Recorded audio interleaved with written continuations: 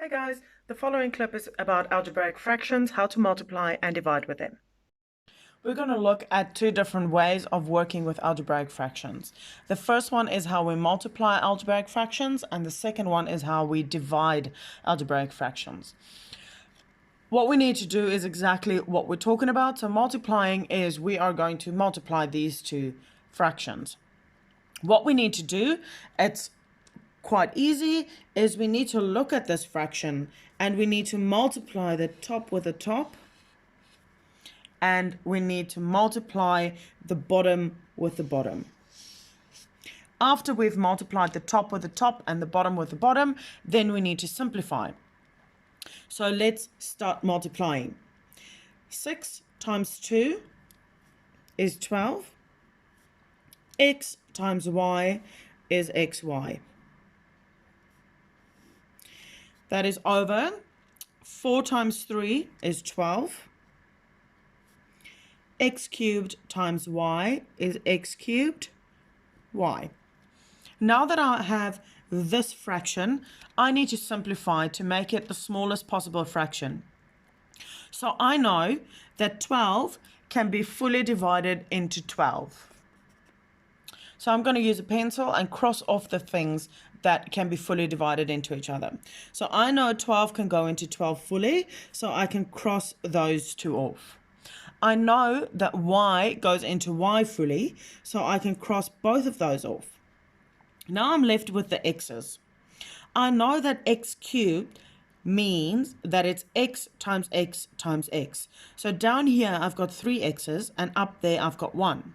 So what I can do is I can get rid of that one and I can get rid of one of these x's, which would mean that I am left with 2 x's at the bottom. If I am able to cross off everything on one end of the fraction, what I'm left with is 1.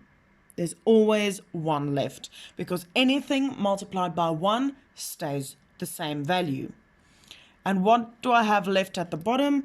I only have left x squared. And this is how you multiply fractions and then simplify to find out what the final answer is.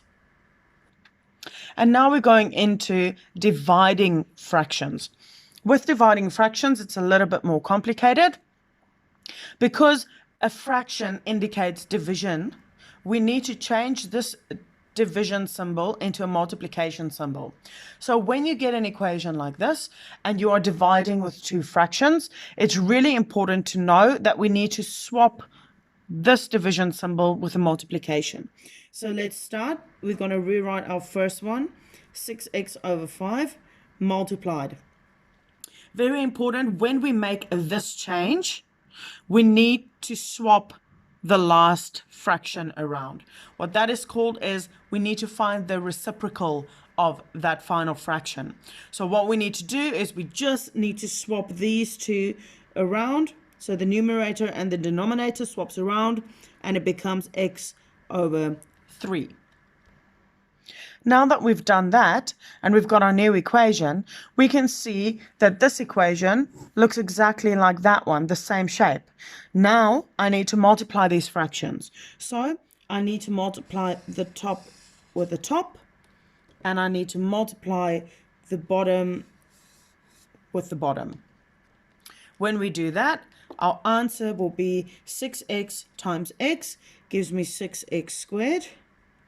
And 5 times 3 gives me 15. After I've done that, I need to make sure that this is in the simplest possible form.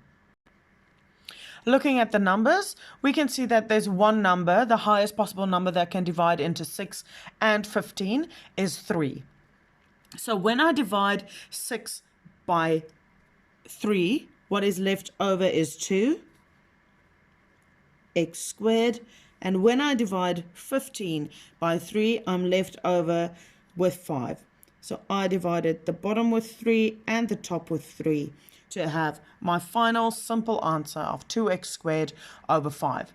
And this is how we work with multiplying and dividing with algebraic fractions. I hope this clip helped, guys. If it did, please like this video, subscribe to my channel, and share it with anyone it might possibly benefit. Also, if you have any questions, please drop it in the comment section below, and I'll get back to you as soon as I can.